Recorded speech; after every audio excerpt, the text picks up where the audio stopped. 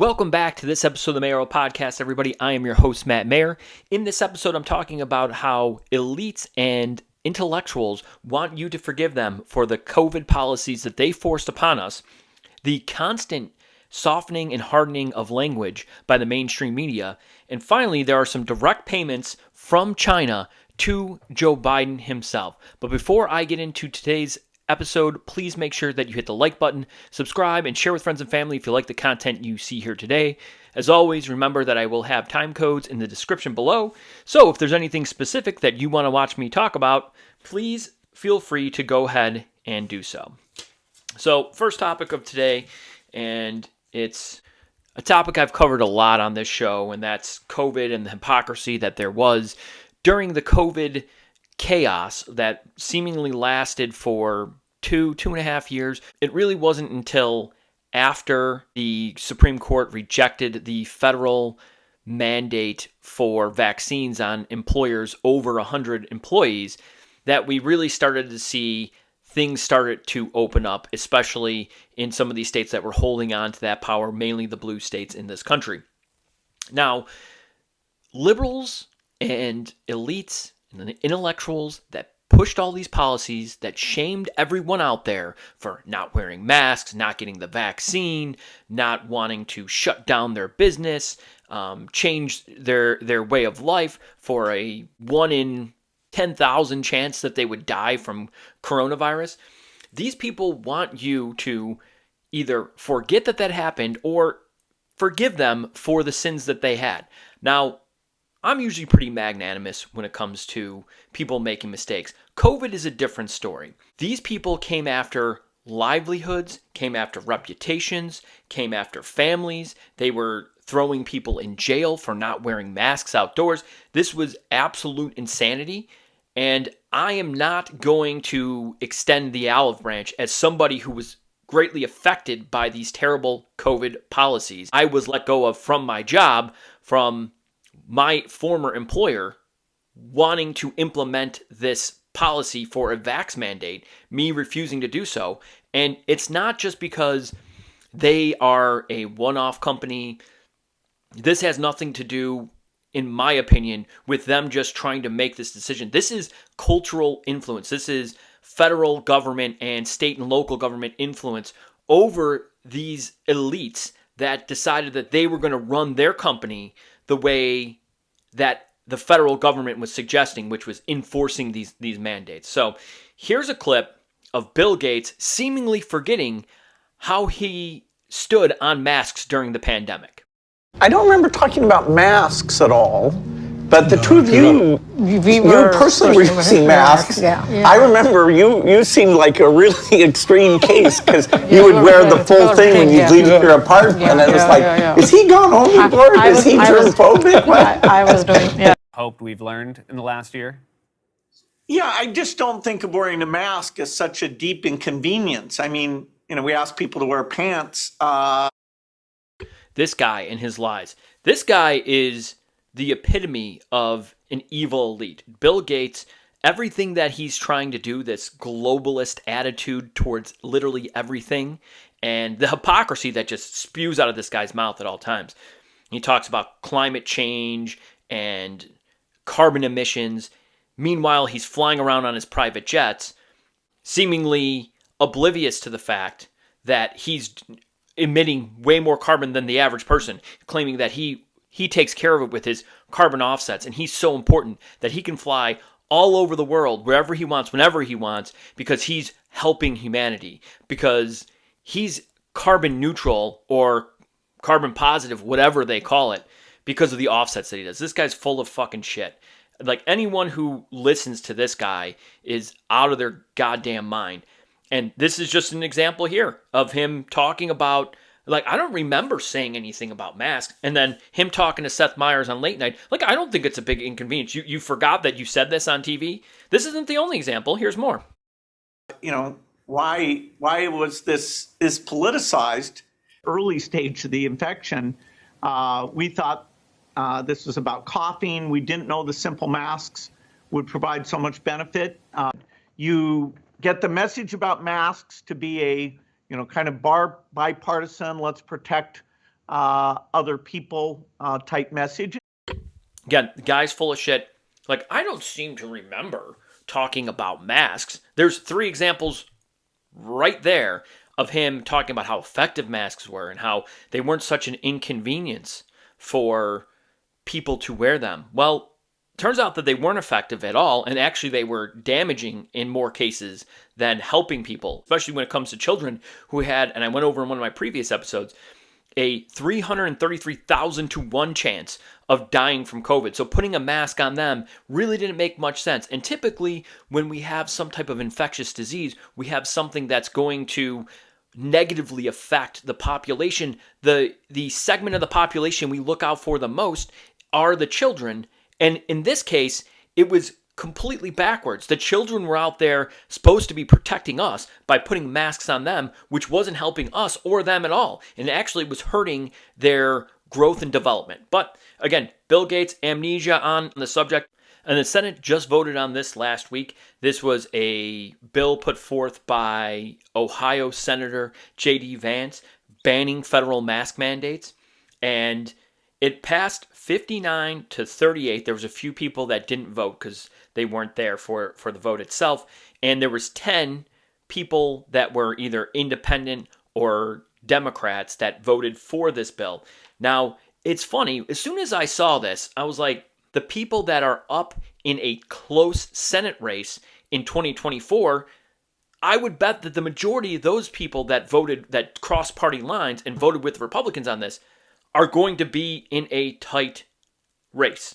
And sure enough, get the full list here, and look at this headline first. It says, full list of Democrats who voted to ban mask mandates. It's almost like Newsweek is calling these people out, like they are against our authority. They are against the authority of the United States government. Whereas the way that it should read, a full list of the 39 people who voted against your freedom, who voted for authoritarianism. But again, the media is going to spin it the way that they want to spin it. They're making it seem like these Democrats are the people that are evil, and the 39 that voted for potentially instituting a future mask mandate on federal travel or federal transportation is, they're on the right side of history. This is crazy. This is unbelievable, the way that they frame this.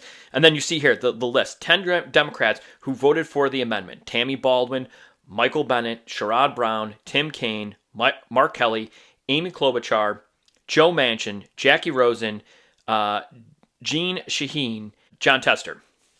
Now, we will look at the seats that are coming up, and you will see a lot of those same names that are in what is going to be a tight race. You see the people that didn't vote, Fetterman, Padilla, and Scott, they presumably weren't present.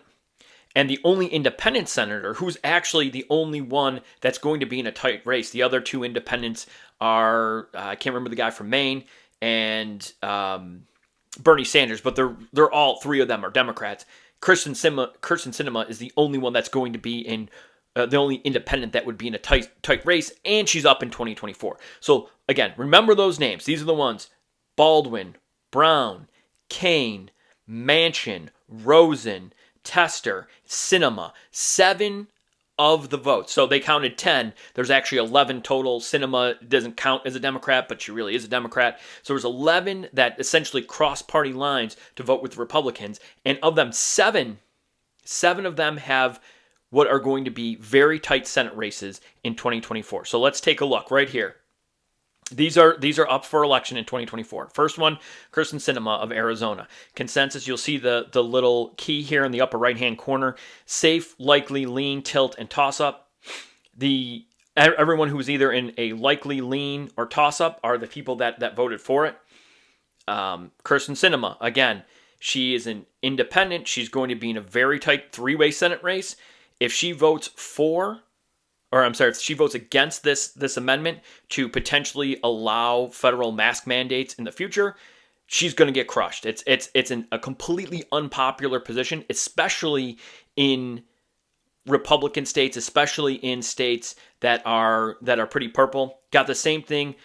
John Tester, another toss-up. He's a Democrat, surprisingly, from Montana. He voted to ban federal mask mandates. Surprise, surprise. Jackie Rosen, Now, this is a lean Democrat in Nevada, but that state just voted in 2022 for a governor that was a Republican. She knows in a statewide race that can be a sticking point. Sherrod Brown from my state in Ohio, he voted for it. That's at best a toss-up. It's probably a lean Republican state. Tim Kaine in Virginia, that's probably the safest of these people that I'm pointing out here. That's a lean, a stronger lean. What does it say? A likely Democrat seat in Tim Kaine in Virginia. But again, same thing with Nevada. In 2021, they won some. The Republicans that traditionally don't win statewide races won some statewide races in Virginia. So this guy sees that happening. Wisconsin, another state, a lean towards Democrat, but in any case, there is a chance that the Republicans can win. It's Wisconsin. There's a Republican senator there now, Ron Johnson. She could lose her seat, and voting for that would be one of those things that the Republicans would harp on throughout the entire election process. Same thing with Joe Manchin. Now he's in a likely likely Republican state because West Virginia is very red. He's a holdover from kind of the past party of the Democrats in West Virginia. This is their only chance to potentially win that seat is Joe Manchin. If Manchin retired, this would be in like a guaranteed slam dunk seat for Republicans. So again, you got 1, 2, 3, 4, 5, 6, 7 people.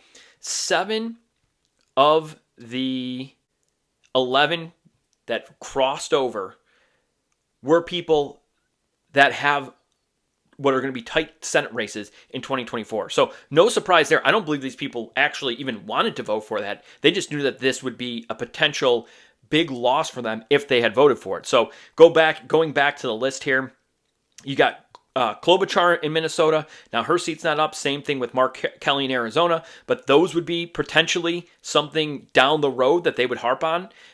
I don't know. People seem to have a very short memory span. Might not be something ultimately that would play in a future election. But again, seats that could be lost. Arizona, Minnesota, New Hampshire. The only surprise here is Michael Bennet of Colorado. He's the only one that's in a pretty safe blue seat in an election. I believe he just won in the 2022 cycle. So he's not up for a while.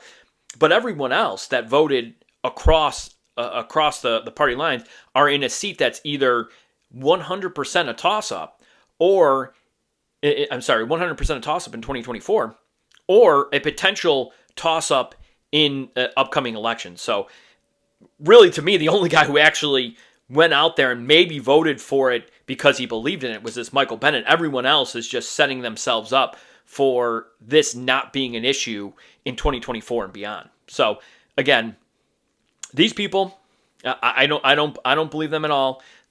The safe Democrat seats, the 100% not going to lose that spot regardless of how they voted on this issue. They showed you who they were there. They're authoritarian. They want to put a mask on you, put a mask on your toddler, even though it does not work. It has no effect at all. The biggest study that has ever come out says no change at all. There's no difference, not even with N95s, but still, these people are trying to push it no matter what. And I started the episode talking about how these Democrats and these elites, these intellectual types, they want you to forgive them. Like, they were calling for your head. Okay? You were saying, leave me alone. If this vaccine works so well and you got it, why do I need to get your vaccine? Okay? Don't ever forget this. This guy, this Scott Galloway, this guy is a piece of fucking shit. This guy is a piece of garbage. Here's just a few things that he said. In August of 2021, it should be mandated into law that you take an experimental mRNA injection. Now, these aren't quotes, but these are essentially what he was advocating for back in 2021.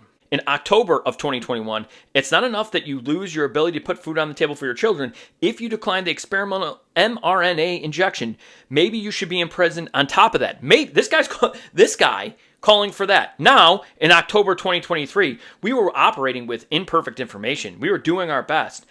Honest. We deserve grace and forgiveness. This guy. Here's the clip. This is from him on Bill Maher just last week. Here we go. Well, I was on the board of my kid's school during COVID. I wanted a harsher lockdown policy, and in retrospect, I was wrong. The damage to kids of keeping them out of school longer was greater than the risks. But here's the bottom line.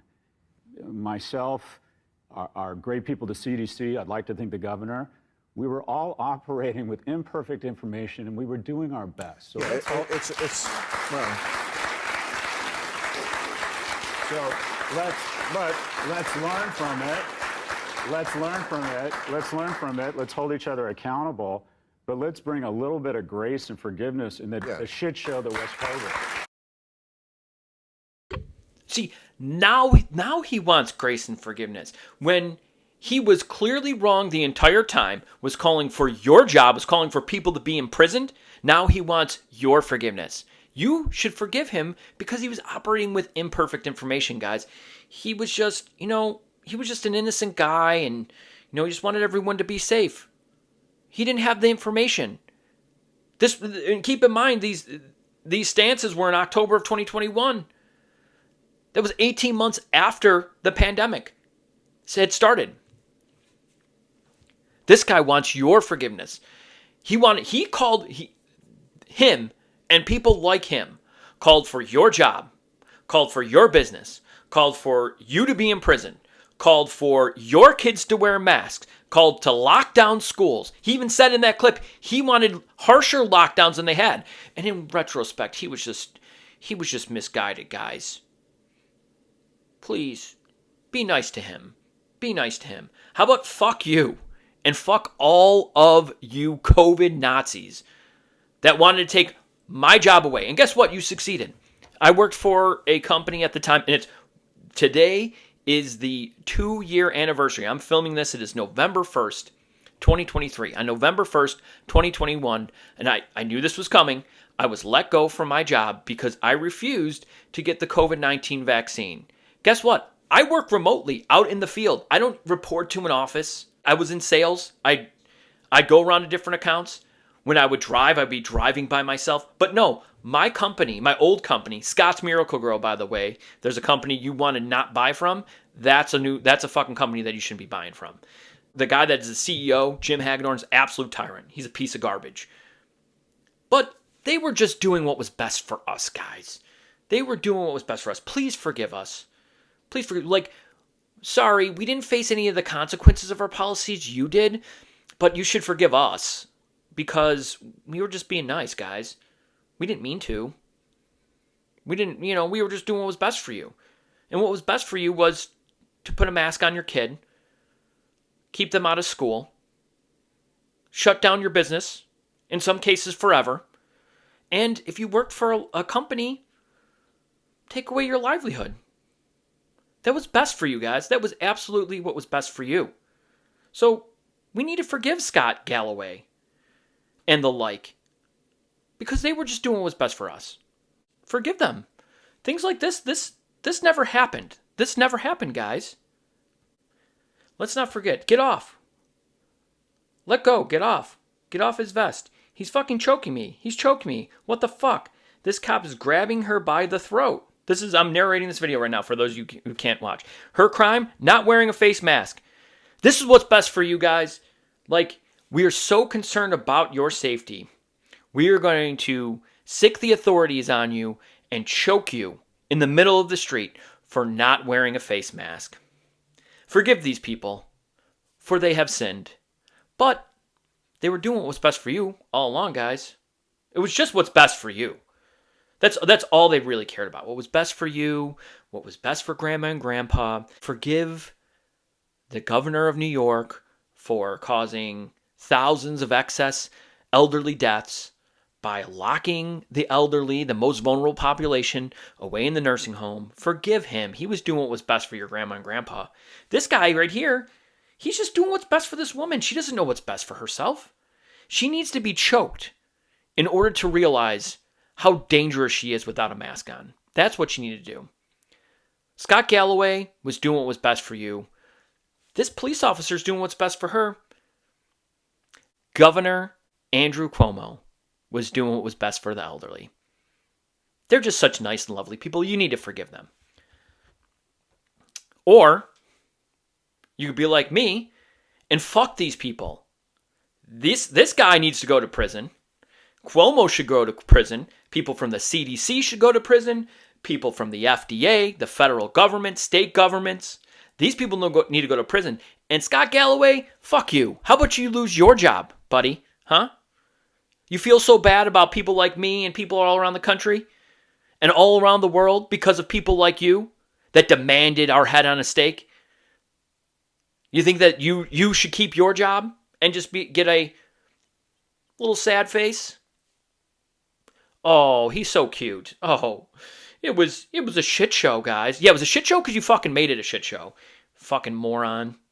Fuck that guy. Put him in prison. How about that? Because of your policies, because of you trying to lock down your schools, your policies actually negatively affected people. Me not getting the vaccine didn't do anything. You were calling for me to go to jail. How about I'm calling for you to go to jail? Fuckface. Oh, man. Switching gears, guys. Here we go. In Bev, they're throwing a Hail Mary. They're doing the only thing. This might be the only sports league that could save them. Every other sports league is run by some woke corporate person who doesn't give a shit about anything other than profits and kowtowing to China. The only one that doesn't is Dana White and the UFC, and they, through the Hail Mary, signed a large agreement to be the official beer with the UFC, and they are going to try to rehabilitate their image from the Dylan Mulvaney controversy. Now, I don't know if it's going to work, but they are going to have to do a 180 on their stance. They're going to have to publicly come out. The current UFC, I think, middleweight champion, name of Sean, I can't remember the guy's name. Unfortunately, here we go. I think it is Sean Strickland coming out with a blunt message about Bud Light after the UFC deal. I mean, he basically said, he's like, I'm going to make them take the side of us. It's like, if they don't take that side, then they are toast. Because he and people like him in the UFC, they are not going to play along with this Bud Light bullshit game. So they're going to have to open their mouths about what Strickland's saying. He's putting their feet to the fire. If you've watched that video of the CEO sitting the fence, not making a statement, I think he went on ABC, NBC, one of those mainstream networks, talking about the controversy after it had happened, trying to, again, play both sides, not trying to piss people off on the far left, and not apologizing for trying to use this transgender influencer for what is traditionally a middle-class beer, people that traditionally would be much more conservative. Trying to sit the fence there. That didn't work. InBev and Bud Light have been feeling the backlash for months and months now.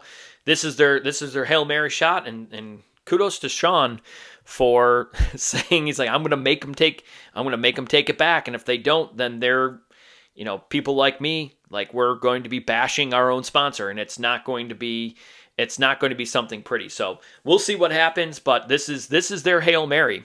This is their Hail Mary. And while this is all going on, this is a quote here from Riley Gaines, the outspoken former Kentucky swimmer who somehow tied a full-grown man masquerading as a woman named Leah Thomas, formerly William Thomas.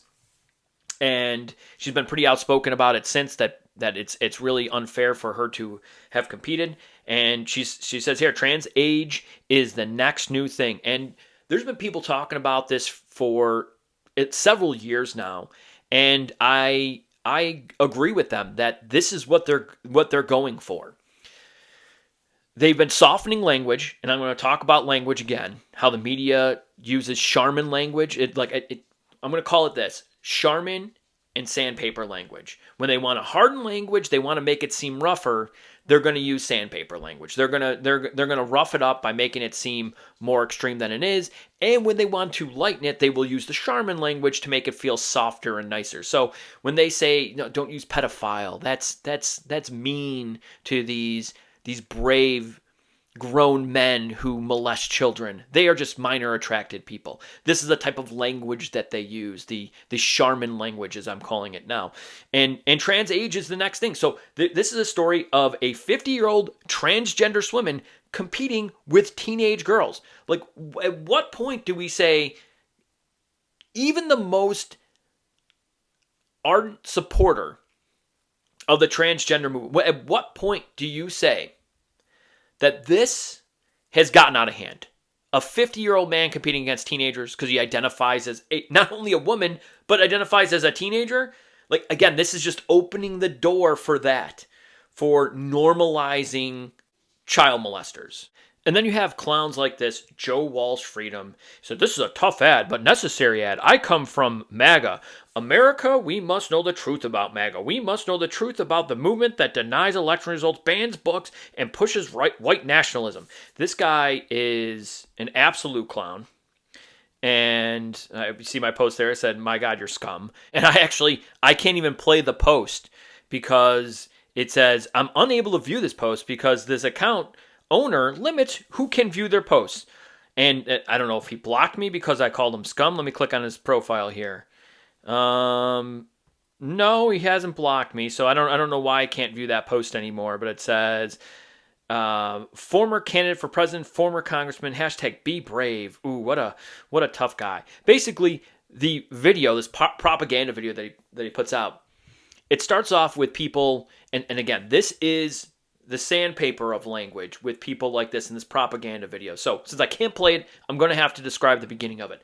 They're talking about there's this one guy, he pulls a book away from this girl, and he's like, "We're going to burn this book." And she's like, "But it's Toni Morrison. She won the Nobel Prize." He's like, "I don't care." It's like, he's like, "We're banning this book." Whatever. Something along those lines. It's really fucking stupid. But that's what happens in this propaganda video that this idiot puts out. And that's why I put "My God, you're scum." Because, again, it's the hardening of language. It's the sandpaper, making it rough. The bluest eyes controversy is what they're speaking of. And this woman here, this Toni Morrison, they do this. They come from positions of authority too. So you'll notice, you'll see this like in that particular video that, again, I can't play, but in that video, they say that she's a Nobel Prize writer. Book, I'm not going to rehash everything with regards to the passages that are in this. I check out one of my previous episodes. It's from a little while ago. You'll be able to find it. I talk about, and I actually quote the passages directly from the text. And in the book, it talks about a father raping his daughter, and it's pretty graphic content. Now, they're going to use this sandpaper language, this hardening of language, this making this seem rougher than it actually is. The difference between banning a book and putting an age restriction on the book are two entirely different things. The content in there is not appropriate for young children, for middle school children either, or probably even for high school children.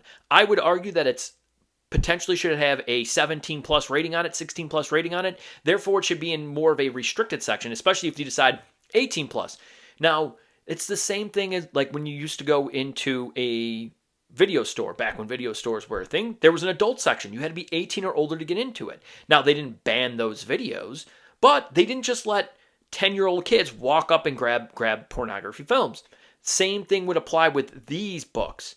That's what people are calling for is, hey, we need to age restrict these books. Let's step back a little bit. These are a little graphic for younger children. So just, again, the dishonest media and the propaganda films that are put out there, that's just an example of one that they come out and say, "Oh, well, they're banning these books." No. That's not what's happening. We're saying that needs to be in a restricted age section. It's something that kids should not be watching.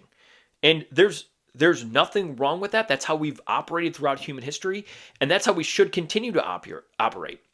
There needs to be a governor for kids so they're not exposed to this literature, pornography, things like that at a young age. And we've done that throughout human history, but now they, again, bending language, making it rougher, trying to make it seem like Republicans are calling for that book to be outright banned instead of saying, no, this needs to have an age restriction on it. This should not be something that's appropriate for a 12-year-old to read.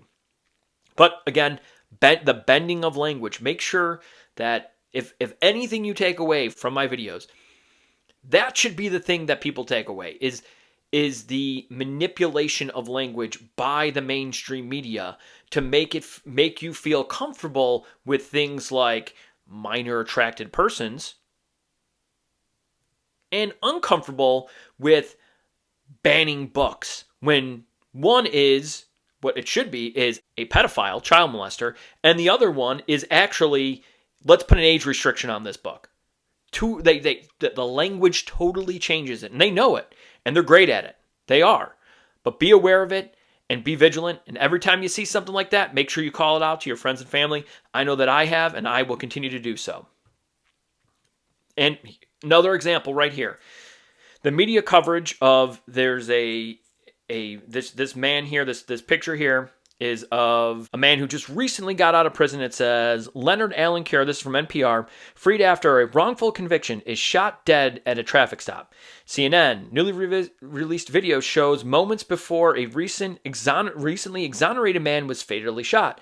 New York Times, video shows deputy fatally shooting Leonard Kerr in Georgia. So, of course, they can't say that the officer was being attacked. You see the picture there on the right. The guy who was stopped in the traffic accident he's got his hand to the officer's throat in the middle of, or on the side of rather, a busy expressway. You can see kind of cars zipping back and forth. Now, I like to be transparent. If you've actually watched the video, I don't believe the officer handled himself in a great way to start the video off. He's being very authoritative. He could easily approach the situation a lot better. That said, once it escalated and he asked him to put his hands behind his back, this guy started fighting, and it started fighting the officer, wrestling the officer, and it led ultimately to him, having him on the side of the road with his hand to his throat, traffic going back and forth.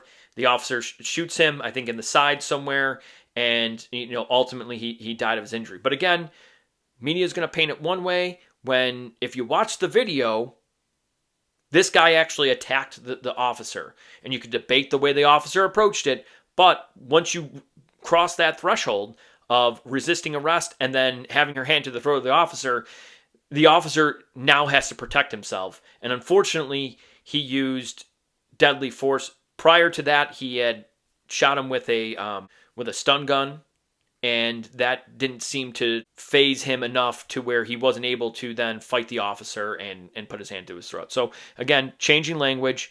Fact check. Here we go. Reuters.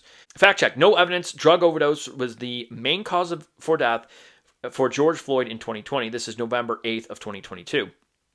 And it goes on to say here, comes down here and says, a detailed autopsy report, and you could see where it says click here on the highlighted portion.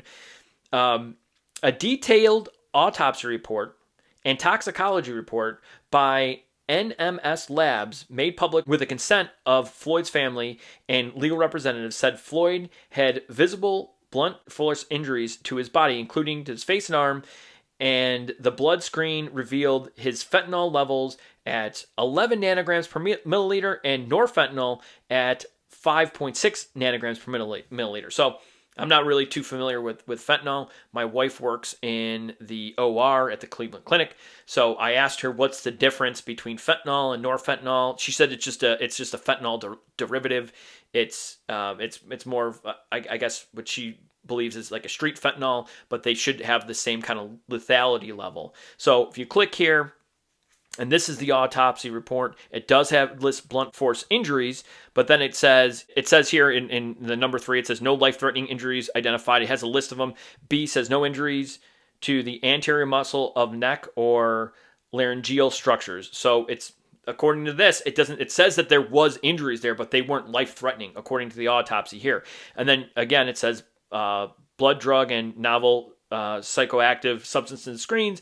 Then 1 and 2 are fentanyl and norfentanyl. And the reason that that's important, I found a couple different places where it shows what is a lethal level of fentanyl, and this is kind of maybe the best example. And this is a letter from from Dr. Gary L. Collins, MD, Chief Medical Examiner, Department of Safety and Homeland Security. So he's being asked about a case from this Mr. Argo, special investigator, and he's trying to figure out, and you see here, it's Lamond Moses homicide, and he's trying to figure out what's a lethal dose of fentanyl. So I'll direct your attention to question 4 here, where it says, understanding that every person is different, do you have an opinion as to a level that you have seen which would normally cause a person to overdose? If so, what is that opinion? And his answer to it is, in the vast majority of cases, any fentanyl concentration greater than 3 nanograms per milliliter in an individual with no other anatomical, physical, or traumatic, natural diseases, including endocrine diseases, or infectious etiology to cause death, the death will be attributed to the fentanyl detected. So again, anything over 3 nanograms per milliliter. And if we go back here to the medical examiner's findings, fentanyl, 11 nanograms per milliliter of fentanyl and 5.6 nanograms per milliliter of norfentanyl for a total of nearly 17.6 nanograms per milliliter. And again, that examiner said that 3 nanograms per milliliter would be the cause of death listed on the certificate. Now, 2 things can be simultaneously true. What happened to George Floyd, the officer is culpable in some way for his actions that day. Now, can he be accountable for his death? According to what I've just seen, it doesn't seem reasonable. However, he did commit multiple felonies upon George Floyd, right? He can go away for 10, 12, 15 years, however many years, when you start compounding the felonies that he committed that day. However, facts matter. That stuff matters. And if the toxicology came back and said that he had lethal levels of fentanyl to the tune of nearly 6 times the lethal level of fentanyl, and the injuries that they depicted, yes, they were there, but they weren't life-threatening, I don't know how you can have him liable for his death unless you can make the case that life-saving aid could have counteracted the fentanyl, and by the officer not only not administering some form of aid, trying to get him the proper care that he needed at that time. Now that case could be played out in court. However, if that case can't be made, if there's no way that they could have saved his life that day, and nothing that would have been otherwise done could have extended his life, then you can't make the case for murder or manslaughter or anything like that. But you can still charge him with a litany of different felonies that he committed on that day. So 2 things can be true at the same time, and that's the way that it should be treated. But again, my point is, more than anything, there was a lethal dose of fentanyl. The fact check that we had here from Reuters says no evidence drug overdose was the main cause of death for George Floyd, except the autopsy showed almost a 6 time lethal dose of fentanyl, according to, again, this note from Gary Collins, the Chief Medical Examiner, Department of Safety and Homeland Security, saying that anything over 3 nanograms per milliliter would be considered a lethal dose, whereas George Floyd almost had 18 nanograms per milliliter. So that was more than enough to be a lethal dose. And then I gotta keep bringing these up, but it's just there's so many examples of the media and these left-wing branches of government, these nonprofits, the ADL that used to be for free speech, that no longer is for free speech. This is just a post on Twitter from a couple of weeks ago, and it says, 1 week after Hamas's brutal terror attack in Israel, white supremacists continue to rail against Israel and the Jewish community, gathering in cities nationwide to promote their racism and anti-Semitic propaganda. And then the community notes, if anyone's seen, just open their eyes, the people that are protesting against Israel are all pro-Palestine and pro-Hamas. That doesn't seem like a white supremacist thing to do. Well, why would white supremacists be advocating for people that are brown? That doesn't make any sense. And it says here, reader note, readers added context. In the U.S., as in the EU, the greater, even overwhelming majority of demonstrations and riots that are anti-Jewish and pro-Hamas are by Muslim/extreme left-wing groups, not by white supremacists, nor any other group. All you have to do is open your eyes and see that these people are primarily Muslim people. They're clearly not right-wing groups. There's probably some far right-wing groups out there that are Nazis, that hate Jews, that are probably celebrating this, but that's not what you're seeing on the TV right now. And the ADL has the gall to put this out there as if it's the truth. Propaganda. Again, you are one of the worst propagators of propaganda. ADL. Good job. Great job, ADL. I saw this.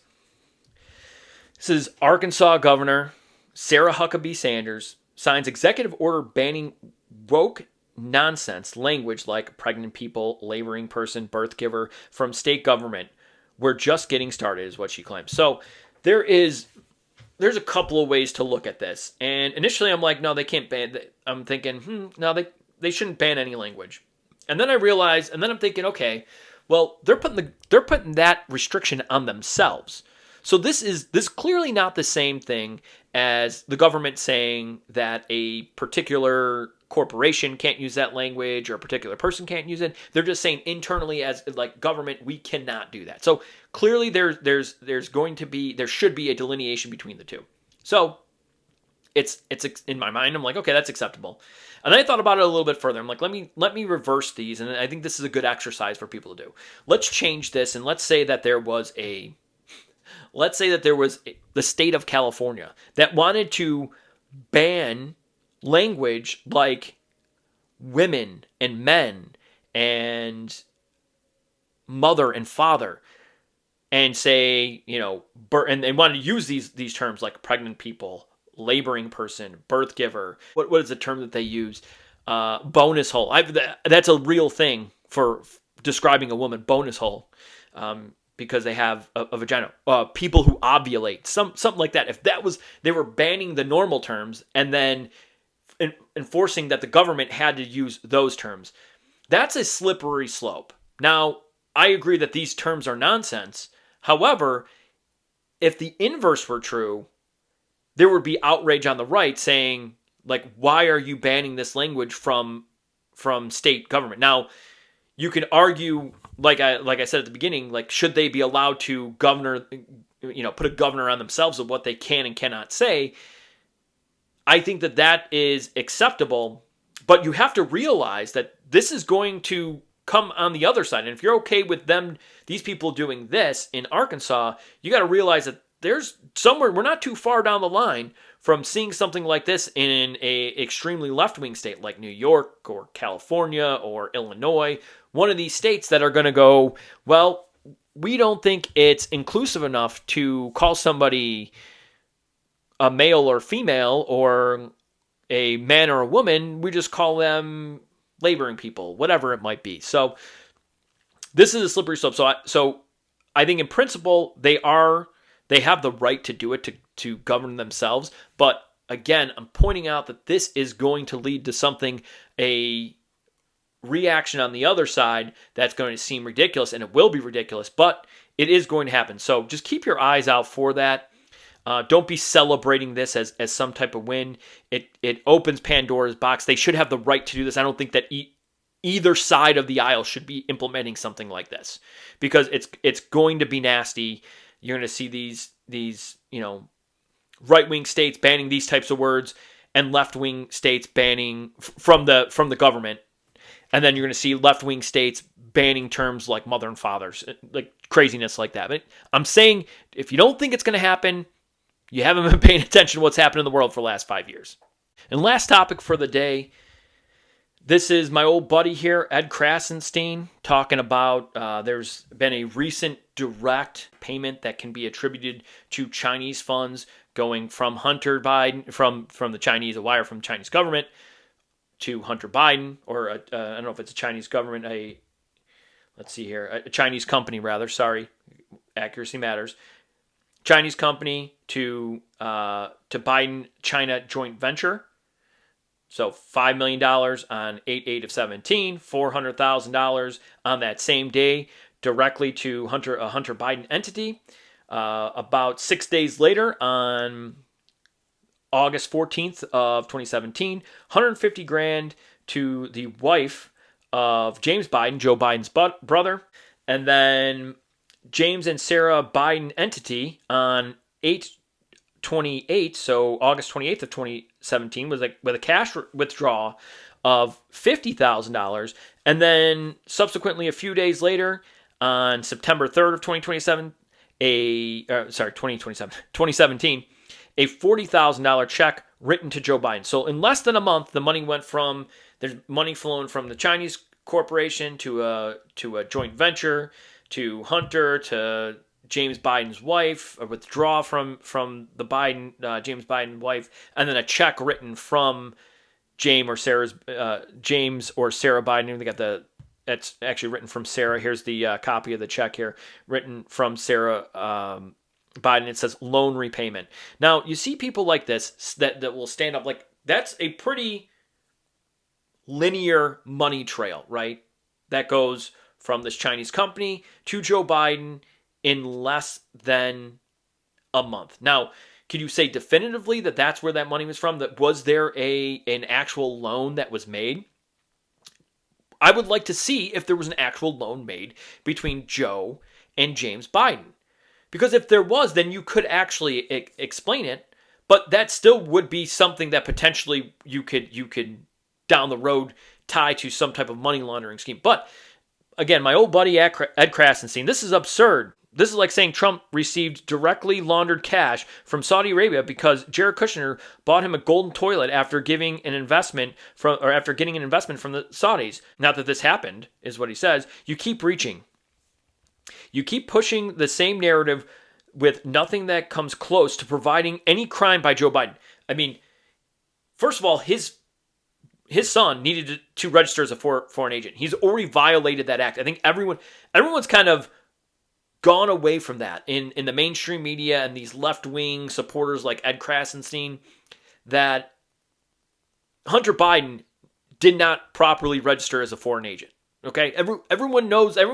They've given up on that. They've gone away from saying that Hunter Biden is just a drug addict that had some good rehab and got his life together and is completely innocent. No, well, there's a bevy of different crimes that he committed that if his name wasn't Hunter Biden, he would already be locked away for. But he didn't register as a foreign agent. And there's a reason why he didn't register as a foreign agent, right? Because he knew that this could potentially come back on Joe. That's the assumption, right? And it says, who cares if James Biden paid back a loan to Joe when Joe was a private citizen? I bet you've taken a loan or given loans to family and friends too.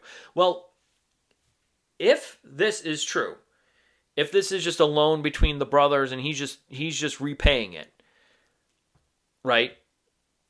Then there should at least be some type of documentation. I don't think anyone just gives $40,000 out like that. Who just pulls out 40 grand from a checking account cash and just gives it to their brother? Like there should at least be some type of documentation here, like a transfer from one account to the other, and just like, okay, well, he gave him a loan for, even say it's like 37.5 and he paid him back with interest and even 40 grand. You might be able to write that off, but still the money is coming in from China. Like the money that he's getting paid back from is China. So you might not be able to directly say Joe Biden did something illegal, but these guys are doing something illegal. They should be registered as foreign agents. They are not registered as foreign agents. And to the best of my knowledge, this guy, again, Ed and his buddies in the left, they're going to stand up for Joe Biden. And they're not even going to ask the question. You're not even going to ask the question, can we get some type of documentation that there was an actual loan given from Joe to James? And then you could put it to bed. I don't see him asking that question. I don't see anyone on the left asking that question. They just outright dismiss it. If you thought that your guy was clean, then you would probably say, hey, like, show the documentation. This guy just lent his brother 40 grand, and it's just a repayment of the loan. That's it. To my knowledge, nothing has come out. I mean, this just broke, so We'll see if they come up with some type of documentation that this loan was actually given. Otherwise, what else can you assume from this money trail? The money went from this corrupt Chinese company into the family, the Biden family, into Hunter, who was not a properly registered foreign agent, which he needed to. And obviously he didn't. I think that would have raised a lot of questions back when Joe Biden was vice president and even after his vice presidency. Why is the vice president's son or the former vice president's son a foreign agent with the Chinese Communist Party? That seems really weird. Or the presidential candidate as of 2019 and in 2020 that people might ask a question or two about, but not properly registering as a foreign agent to try to keep it off the books. It seems like there's something there. At least show us that this loan was actually made. Like, ask the question, be like, okay, where was this loan made? Like, do we have documentation of this loan? And if they do, they have plausible deniability there. Until they do, this is pretty obviously a money laundering scheme. This is the same. I mentioned this in a previous episode with the RICO case against Trump. Like, this should be brought up against Joe Biden. Like, there should be a RICO case against Joe Biden. Usually the Don, it was set up to take down the mob, stays in an arm's length away from anything major, so then they have plausible deniability. But this RICO was set up to take down the mob, take down the top. That's what should be charged here. But obviously they're not interested in doing that. Biden runs the DOJ right now, and they're not going to do that. That's it for this episode of the Mayoral Podcast. Thank you all for tuning in. And please make sure before you leave, hit the like button, subscribe, share with friends and family if you like the content you've seen here today. And I will see you all in the next video.